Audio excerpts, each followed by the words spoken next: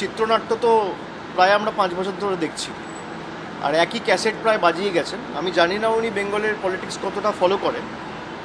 উনি অনুপ্রবেশ নিয়ে যে কথাগুলো বলেছেন, আমি অমিত শাহকে অনুরোধ করব যে দয়া করে উনার রাজ্যসভার এমপি দুদিন আগে যে বক্তব্য রেখেছেন অনন্ত মহারাজ, তার কথাটা মন দিয়ে শুনতে।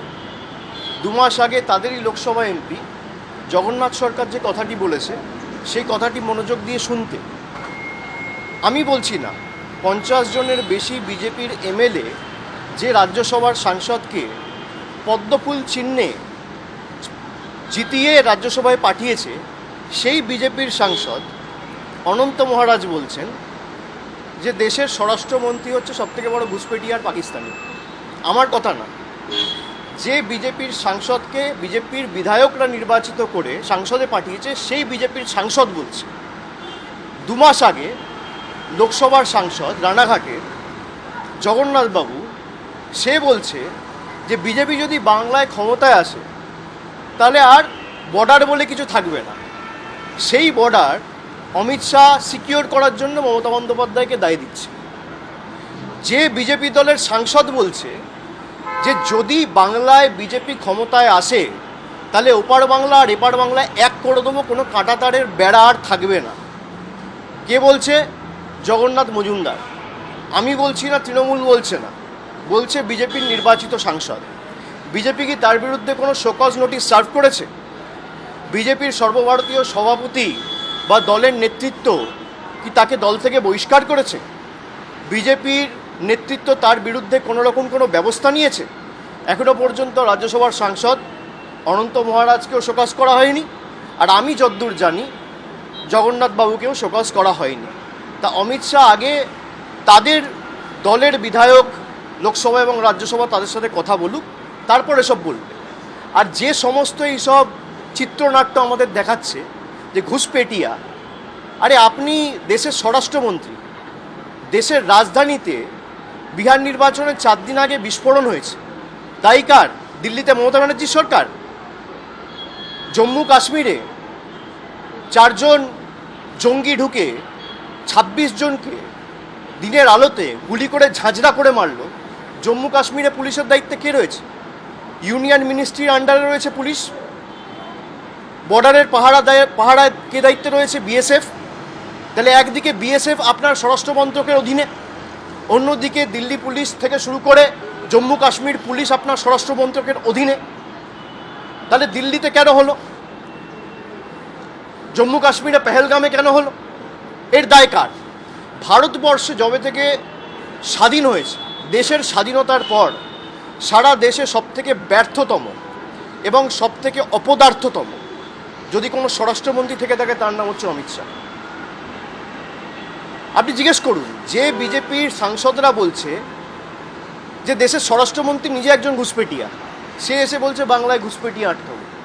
আরে বাংলায় যদি ঘুষপেটিয়া হয়ে থাকে, 11 বছর ধরে আপনার সরকার কেন্দ্রে, 6 বছর ধরে আপনি দেশের স্বরাষ্ট্রমন্ত্রী, সবার আগে আপনার রিজাইন করা উচিত।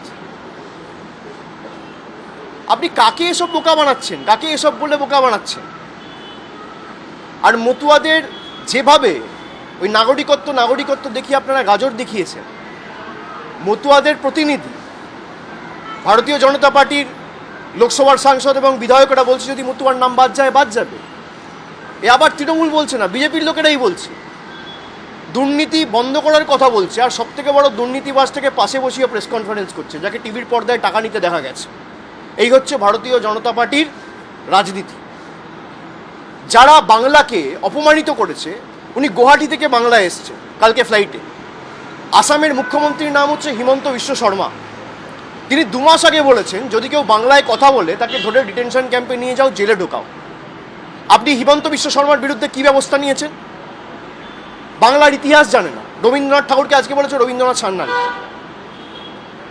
রবীন্দ্রনাথ ঠাকুরের জন্মস্থান জানে না। এদের নেতারা মা দুর্গার বংশ পরিচয় নিয়ে প্রশ্ন তোলে, ঈশ্বরচন্দ্র বিদ্যাসাগরের মূর্তি ভাঙে, স্বামী বিবেকানন্দকে বামপন্থী প্রোডাক্ট বলে। তাদেরকেই পাশে বসিয়ে অমিত শাহ প্রেস কনফারেন্স করে বলে সোনার বাংলা তৈরি করব। এই হচ্ছে বিজেপির প্রকৃত স্বরূপ। সুতরাং বিজেপি সম্পর্কে যত কম বলা যায় তত ভালো, গলা বিশ্রাম পাবে। গত নির্বাচনে এরা নির্বাচনের আগে পরিযায়ী পাখির মতো আসে। যখন বাংলার মানুষ 100 দিনের টাকা পায়নি, হা করে চিৎকার করেছে, তখন একদিন এসে মানুষকে রিলিফ দেয়নি। আজকে 2 মাস পর নির্বাচন, তাই হঠাৎ করে বাংলার কথা মনে পড়েছে। পরিযায়ী শ্রমিক, পরিযায়ী পাখির মতো।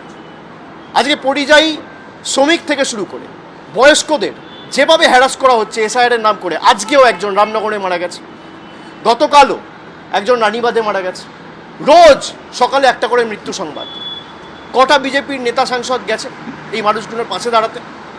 যারা মারা গেছে তারা ঘুষপেটিয়া, যাদের নাম বাদ পড়েছে। নির্বাচন কমিশন কেন এখনো পর্যন্ত তালিকা প্রকাশ করে প্রমাণ করতে পারছে না এদের মধ্যে কজন রোহিঙ্গা ছিল, কজন বাংলাদেশি ছিল?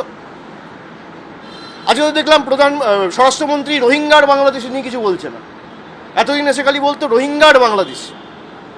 বাংলাকে অপমান করার যে চক্রান্ত, ষড়যন্ত্র, বাংলাদেশি বলে দাগিয়ে দেওয়া, বাংলাকে অপমানিত করা, বিজেপি শাসিত রাজ্যে বাংলার মানুষগুলোকে ধরে ধরে তাদের উপর অত্যাচার করা। 2 দিন আগেও আপনারা দেখেছেন দক্ষিণ দিনাজপুরের 2 জন যুবক আমার সাথে দেখা করতে এসেছে। একজনের নাম অসিত সরকার, একজনের নাম গৌতম বর্মন। একজনের বাড়ি তপনে আর একজনের বাড়ি কুমারগঞ্জে। ছেলেটা এসে আমাকে বলছে, দাদা আমি বিজেপির বুথ সভাপতি। আপনারা শুনুন, এটা ইন্টারেস্টিং। বলছে আমি বিজেপির বুথের সভাপতি, আমাদের লোকসভা সাংসদের নাম সুকান্ত মজুমদার। আমি বম্বেতে চাকরি করছি আজকে প্রায় 20 বছর। আমাকে মহারাষ্ট্রের পুলিশ ধরে নিয়ে থানায় ঢোকালো। আমি আমার বাড়িতে ফোন করে বউকে বললাম সুকান্ত দাস সাথে গিয়ে কথা বললাম। আমার বউ গিয়ে হাউমাউ করে কেঁদেছে, একটা ফোন করেনি পর্যন্ত। মহারাষ্ট্রের সরকার বিজেপির, আর বালুরঘাট সাংসদের নাম হচ্ছে সুকান্ত মজুমদার। এই হচ্ছে বিজেপির প্রকৃত স্বরূপ। বলছে আমাদের একমাত্র দোষ, আমরা বাংলায় কথা বলেছি। বিনা কারণে, কোনো রকম কোনো কারণ ছাড়া আমাদেরকে 7 মাস জোর জবরদস্তি জেল খাটিয়েছে। এরকম ভুড়ি ভুড়ি উদাহরণ রয়েছে, 1000-এর উপর কেস রয়েছে। আর সব বিজেপি শাসিত রাজ্য, হয় উড়িষ্যা, নয় মধ্যপ্রদেশ, নয় ছত্তিশগড়, নয় রাজস্থান, নয় দিল্লি, নয় মহারাষ্ট্র। অমিত শাহ জবাব দেবে?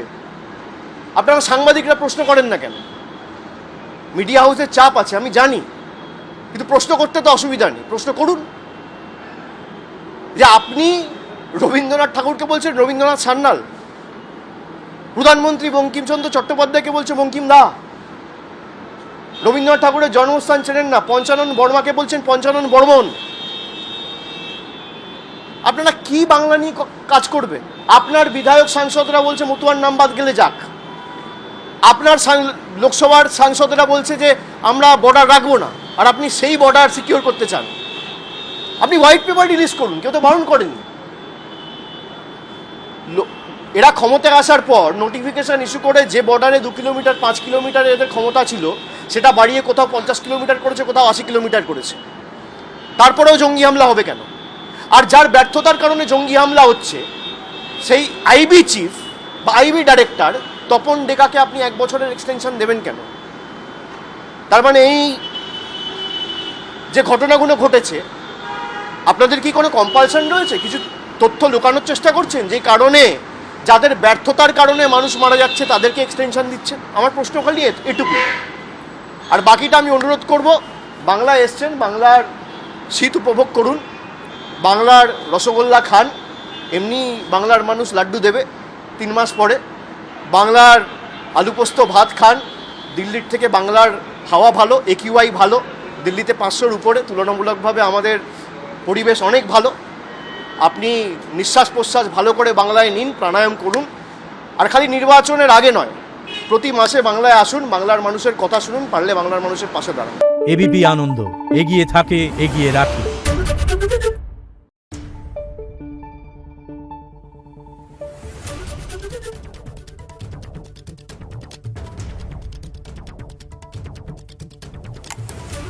Thank you.